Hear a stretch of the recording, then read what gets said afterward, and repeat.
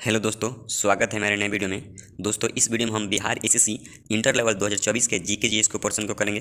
दोस्तों, यह हमारा प्रैक्टिस सेट 15 है, जिसमें हम लोग जीके जीएस को पोर्शन को करने वाले हैं। दोस्तों, साथ ही दोस्तों इसमें प्रीवियस ईयर के प्रश्न भी रहेंगे। तो चलिए दोस्तों, वीडियो को स्टार्ट करते हैं।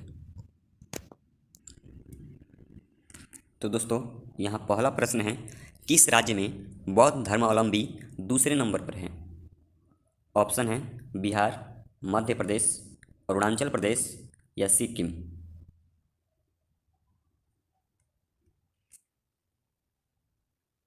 तो दोस्तों, इसका आंसर हो जाएगा ऑप्शन नंबर सी, अरुणाचल प्रदेश। अरुणाचल प्रदेश दोस्तों इसका राइट आंसर हो जाएगा। दोस्तों, 2011 की जनगणना के अनुसार 2011 की जनगणना के अनुसार महाराष्ट्र में बौद्ध लोग सबसे ज़्यादा रहते हैं।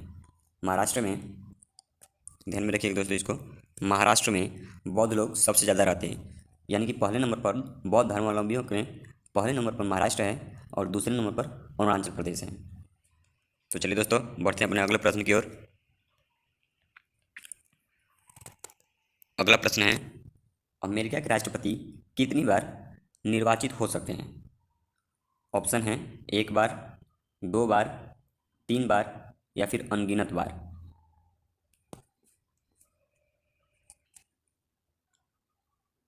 तो दोस्तों, इसका आंसर हो जाएगा ऑप्शन नंबर बी, दो बार।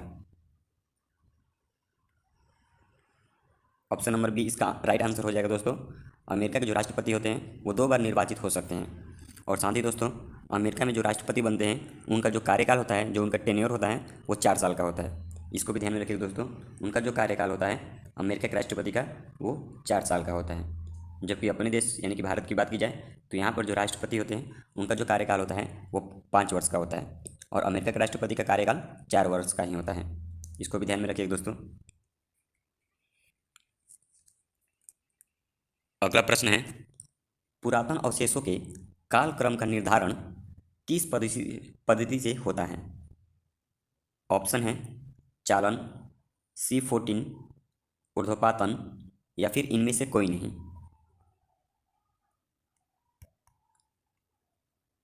तो दोस्तों, इसका राइट आंसर हो जाएगा ऑप्शन नंबर बी, C14।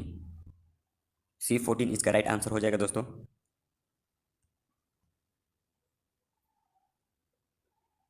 अगला प्रश्न है, झंपा लाहिड़ी को हाल में किस देश में राष्ट्रपति का विशेष दूत बनाया गया है? तो दोस्तों, ये प्रीवियस ईयर का पेपर है, तो ये जो है करेंट अफेयर से क्वेश्चन किया गया है। तो प्रीवियस ईयर के होने की वजह से ये इसमें कुछ बदलाव भी हो सकता है, तो इसलिए दोस्तों इसको हम लोग स्किप कर देंगे। इसको दोस्तों स्किप कर देंगे हम लोग। अगला प्रश्न है, my name is Khan film के निर्देशक कौन हैं? ऑप्शन है शाहरुख खान, महेश भट्ट, करण जौहर या फिर इनमें से कोई नहीं।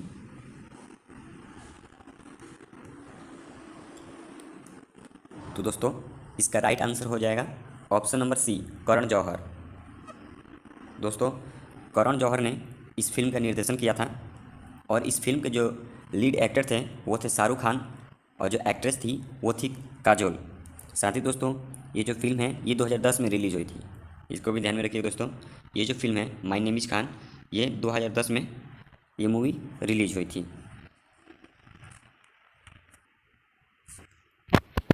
अगला प्रश्न है, चांद का मुंह टेढ़ा पुस्तक के लेखक हैं? ऑप्शन है मदन मोहन मालवीय, मुक्ति बोध, बिहारी या फिर अमीर खुसरो। तो दोस्तों, इसका राइट आंसर हो जाएगा ऑप्शन नंबर बी, मुक्ति बोध। अगला प्रश्न है, सर्वाइवल ऑफ फिटेस्ट की बात किसने की? ऑप्शन है मेंडल, खुराना, डार्विन या फिर इनमें से कोई नहीं।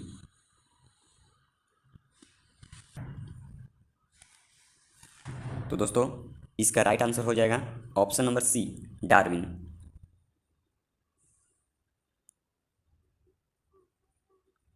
अगला प्रश्न है, कंप्यूटर शब्दावली नहीं है। ऑप्शन है कोटरॉन, सीपीयू, मोडेम या फिर क्रायोजेनिक।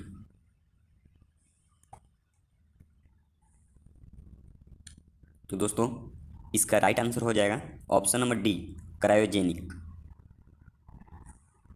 दोस्तों क्रायोजेनिक जो है ये कंप्यूटर शब्दावली नहीं है, बल्कि यह भौतिकी की एक शाखा है।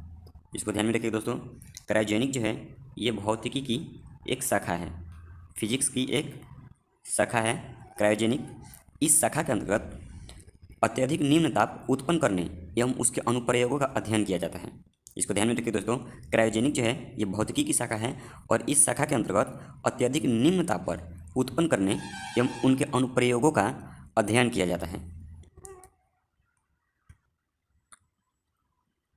और दोस्तों शेष जो तीनों हैं, ऑप्शन ए, बी और सी, ये जो तीनों हैं ये कंप्यूटर शब्दावली है। तो चलिए दोस्तों बढ़ते हैं अपने अगले प्रश्न की ओर। अगला प्रश्न है edu.in.us संबंधित हैं। ऑप्शन है अकाल से, मंदी से, शिक्षा से या फिर इनमें से कोई नहीं। तो दोस्तों इसका राइट आंसर हो जाएगा ऑप्शन नंबर सी, शिक्षा से। ऑप्शन नंबर सी इसका राइट आंसर हो जाएगा दोस्तों। अगला प्रश्न है इन्वायरमेंट शब्द किस भाषा से संबंधित है। ऑप्शन है ग्रीक, लैटिन, फ्रेंच या फिर देवनागरी। तो दोस्तों इसका राइट आंसर हो जाएगा ऑप्शन नंबर सी, फ्रेंच।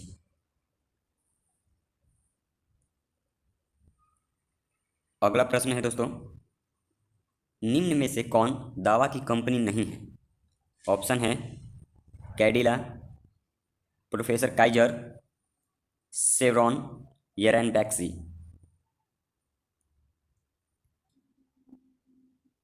दोस्तों इसका राइट आंसर हो जाएगा ऑप्शन नंबर सी, शेवरॉन।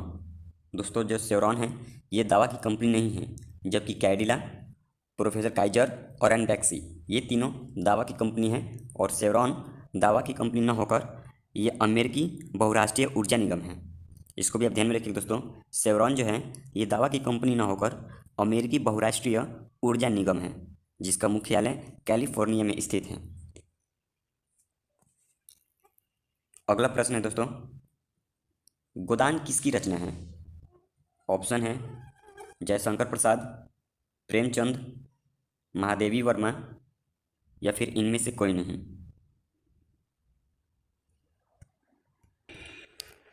तो दोस्तों इसका राइट आंसर हो जाएगा ऑप्शन नंबर बी, प्रेमचंद।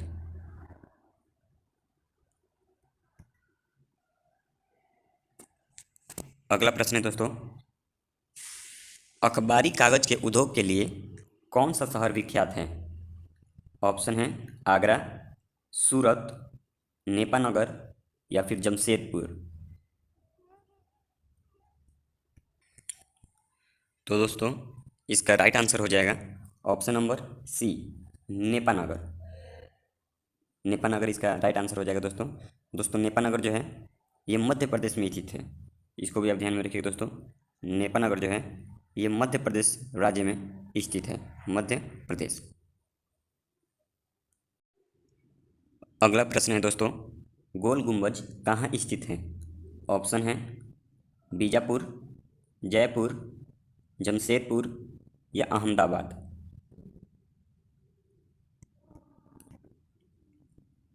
तो दोस्तों इसका राइट आंसर हो जाएगा ऑप्शन नंबर ए, बीजापुर। दोस्तों गोल गुंबज जो है वो बीजापुर में स्थित है। दोस्तों बीजापुर का जो गोल गुंबज है वो बीजापुर के सुल्तान मोहम्मद आदिल शाह का मकबरा है। इसको भी आप ध्यान में रखिए दोस्तों, जो गोल गुंबज है वो बीजापुर के सुल्तान मोहम्मद आदिल शाह का मकबरा है। इसको ध्यान में रखिएगा, मोहम्मद, इसको लिख देते हैं दोस्तों, मोहम्मद आदिल शाह, मोहम्मद आदिल शाह का मकबरा है। इसको भी आप ध्यान में रखिएगा दोस्तों। अगला प्रश्न है दोस्तों निम्नलिखित में से कौन सी धातु सबसे भारी है। ऑप्शन है सोना, चांदी, लोहा या फिर तांबा। दोस्तों इसका राइट आंसर हो जाएगा ऑप्शन नंबर बी, चांदी। दोस्तों, अब यदि सबसे भारी धातु की बात की जाए तो सबसे भारी धातु जो है वो है ओस्मियम। याद रखिए दोस्तों, ओस्मियम सबसे भारी धातु दोस्तों ओस्मियम है। लेकिन ऑप्शन में ओस्मियम नहीं होने की वजह से चांदी यहाँ पर मार देंगे, क्योंकि ऑप्शन के अकॉर्डिंग अगर देखा जाए तो चांदी जो है बाकी तीनों से ज़्यादा भारी होता है। तो जिस वजह से दोस्तों ऑप्शन के अकॉर्डिंग चलेंगे तो इसमें हम चांदी को लगा देंगे। लेकिन सबसे जो भारी धातु होता है ओवरऑल यदि बात किया जाए तो सबसे भारी धातु ओस्मियम होता है और सबसे हल्की धातु लिथियम होता है। इसको भी आप ध्यान में रखिए दोस्तों। अगला प्रश्न है, उड़ने वाला पक्षी इनमें कौन है? ऑप्शन है कीवी, गौरैया, एमू या फिर इनमें से कोई नहीं। तो दोस्तों इसका राइट आंसर हो जाएगा ऑप्शन नंबर बी, गौरैया। दोस्तों गौरैया इसका राइट आंसर हो जाएगा। दोस्तों एमू जो पक्षी है ये शुतुरमुर्ग के बाद विश्व का दूसरा सबसे बड़ा पक्षी है। इसको भी आप ध्यान में रखिएगा दोस्तों। जो एमू पक्षी है ऑप्शन नंबर सी, ये शुतुरमुर्ग के बाद विश्व का दूसरा सबसे बड़ा पक्षी है। ये ऑस्ट्रेलिया का राष्ट्रीय पक्षी भी है। इसको आप ध्यान में रखिए दोस्तों। एमू पक्षी ऑस्ट्रेलिया का राष्ट्रीय पक्षी भी है, जिसका वजन करीब 59 kg होता है। इसको ध्यान में रखिए दोस्तों। जो एमू है इसका जो वेट होता है ये करीबन 59 kg के अराउंड होता है। और साथ ही दोस्तों अधिक वजन होने के कारण एमू पक्षी उड़ नहीं पाता। और बात करें दोस्तों कीवी की, तो कीवी पक्षी न्यूजीलैंड का राष्ट्रीय पक्षी है। इसको ध्यान में रखिए दोस्तों। कीवी जो पक्षी है ये न्यूजीलैंड की राष्ट्रीय पक्षी है और एमू जो है ऑस्ट्रेलिया की, AUS ऑस्ट्रेलिया की। कीवी पक्षी दोस्तों न्यूजीलैंड के राष्ट्रीय पक्षी है और ये उड़ ना सकने वाले पक्षियों में सबसे छोटा पक्षी है। अर्थात दोस्तों कीवी और एमू दोनों ही नहीं उड़ सकती हैं, जबकि दोस्तों गौरैया जो हम अपने आसपास देखते हैं ये उड़ सकती हैं। तो चलिए दोस्तों अगले प्रश्न की ओर चलते हैं। अगला प्रश्न है, सिखों के 10वें गुरु गुरु गोविंद सिंह जी का जन्म हुआ था। ऑप्शन है अमृतसर में, दिल्ली में, पटना में या फिर कोलकाता में। तो दोस्तों इसका राइट आंसर हो जाएगा ऑप्शन नंबर सी, पटना में। दोस्तों पटना में सिखों के 10वें गुरु गुरु गोविंद सिंह का जन्म हुआ था और इनका जन्म 26 दिसंबर, याद रखिए दोस्तों 26 दिसंबर 1666 को हुआ था। 26 दिसंबर 1666 ईस्वी को गुरु गोविंद सिंह का जन्म पटना में हुआ था। दोस्तों सिखों के 9वें गुरु की बात की जाए तो 9वें गुरु तेग बहादुर थे और तेग बहादुर की मृत्यु के बाद गुरु गोविंद सिंह यहाँ के सिखों के 10वें गुरु बने थे। तेग बहादुर दोस्तों गुरु गोविंद सिंह के पिताजी थे। इसको भी आप ध्यान में रखिएगा। अगले प्रश्न की ओर बढ़ते हैं। अगला प्रश्न है, स्लैम डॉग मिलियनर एक उपन्यास Q&A पर आधारित है। इसके लेखक कौन हैं? ऑप्शन है विकास स्वरूप, खुशवंत सिंह, जगमोहन सिंह या फिर इनमें से कोई नहीं। तो दोस्तों इसका राइट आंसर हो जाएगा ऑप्शन नंबर ए, विकास स्वरूप। अगला प्रश्न है दोस्तों, काशीराम खेल रत्न अवार्ड किसे मिला? तो दोस्तों ये भी जो है करंट अफेयर से है और दोस्तों ये प्रीवियस ईयर का पेपर है, तो इसमें हम चेंज भी हो सकता है। तो दोस्तों इसको हम लोग स्किप कर देंगे, करंट अफेयर को दोस्तों स्किप कर देंगे। अगला प्रश्न है दोस्तों, ऑस्कर पुरस्कार किस क्षेत्र में दिए जाते हैं?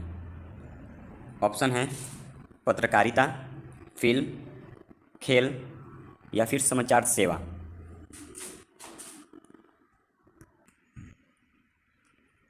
तो दोस्तों इसका राइट आंसर हो जाएगा ऑप्शन नंबर बी, फिल्म। दोस्तों ऑस्कर अवार्ड जो है ये फिल्म के क्षेत्र में दिया जाता है। साथ ही दोस्तों इसको एकेडमी अवार्ड के नाम से भी जाना जाता है। और दोस्तों इसका प्रारंभ जो है 1929 में अमेरिका के academy of motion pictures arts and sciences यानी AMPAS द्वारा किया गया था। दोस्तों 1929 ईस्वी में 1929 19 ईस्वी में A M P A S ये अमेरिका की एक इंस्टीट्यूट है दोस्तों, जहाँ से 1929 ईस्वी में ऑस्कर पुरस्कार को दिया जाना शुरू किया गया था। साथ ही दोस्तों ऑस्कर अवार्ड को एकेडमी अवार्ड भी कहा जाता है। इसको भी आप ध्यान में रखिए दोस्तों, ऑस्कर पुरस्कार को एकेडमी अवार्ड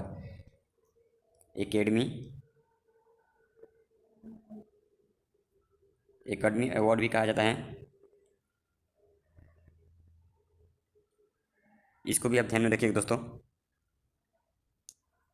अगला प्रश्न है, झुकी हुई मीनार की गुरुत्व स्थिति कहाँ से होकर जाती है? ऑप्शन है ऊपरी भाग से, धरातल से, बीच भाग से, या फिर इनमें से कोई नहीं। तो दोस्तों इसका राइट आंसर हो जाएगा ऑप्शन नंबर डी, इनमें से कोई नहीं। ऑप्शन नंबर डी दोस्तों इसका राइट आंसर हो जाएगा। अगला प्रश्न है, 7 पहाड़ियों का शहर किसे कहा जाता है? ऑप्शन है रोम, काठमांडू, बैंकॉक, या फिर न्यूयॉर्क। तो दोस्तों इसका राइट आंसर हो जाएगा ऑप्शन नंबर ए, रोम। रोम को दोस्तों 7 पहाड़ियों का शहर कहा जाता है। साथ ही दोस्तों न्यूयॉर्क जो है इसको एम्पायर सिटी कहा जाता है। न्यूयॉर्क को दोस्तों एम्पायर सिटी, गगनचुंबी इमारतों का शहर, तथा थाईलैंड को सफ़ेद हाथियों का देश कहा जाता है। इसको भी आप ध्यान में रखिए दोस्तों, न्यूयॉर्क को एम्पायर सिटी, गगनचुंबी इमारतों का शहर, तथा थाईलैंड को दोस्तों, थाईलैंड की राजधानी बैंकॉक है, तो थाईलैंड को सफ़ेद हाथियों का देश कहा जाता है। अर्थात दोस्तों थाईलैंड में सफ़ेद हाथियाँ अत्यधिक पाई जाती हैं।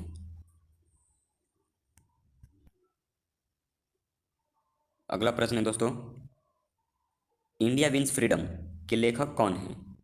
ऑप्शन है गांधी जी, रविंद्रनाथ टैगोर, जाकिर हुसैन, या फिर इनमें से कोई नहीं।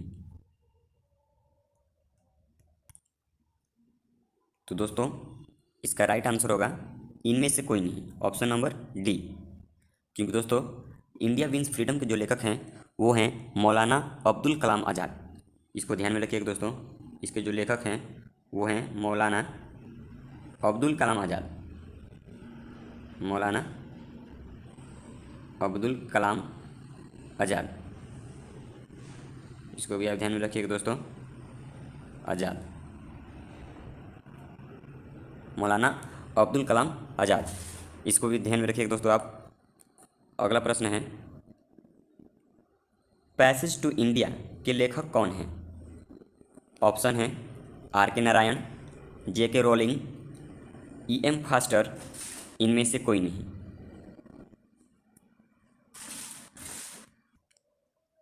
तो दोस्तों इसका राइट आंसर हो जाएगा option number C, E M Forster. E M Forster दोस्तों इसका राइट आंसर हो जाएगा। अगला प्रश्न है, कजली लोक नृत्य कहाँ प्रचलित है? ऑप्शन है ओडिशा, मध्य प्रदेश, उत्तर प्रदेश, या फिर राजस्थान। तो दोस्तों इसका राइट आंसर हो जाएगा ऑप्शन नंबर सी, उत्तर प्रदेश। अगला प्रश्न है, 4GB मोबाइल तकनीक किसने प्रारंभ की? ऑप्शन है जापान, चीन, कोरिया, या फिर इनमें से कोई नहीं।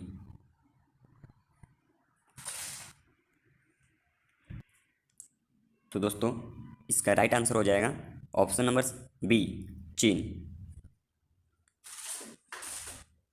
अगला प्रश्न है दोस्तों, किसान दिवस कब मनाया जाता है? ऑप्शन है 14 नवंबर, 23 दिसंबर, 28 फरवरी, या फिर 23 फरवरी। दोस्तों इस प्रश्न का आंसर आप कमेंट बॉक्स में ज़रूर कीजिएगा। ये दोस्तों आपके लिए होमवर्क है, आप इस प्रश्न का आंसर कमेंट बॉक्स में ज़रूर करें। तो चलिए दोस्तों हमारा वीडियो यहीं पर समाप्त होता है। दोस्तों वीडियो अच्छा लगा हो तो इसे लाइक करें, और साथ ही इस चैनल पर नए हैं तो इस चैनल को सब्सक्राइब जरूर कर लें। धन्यवाद।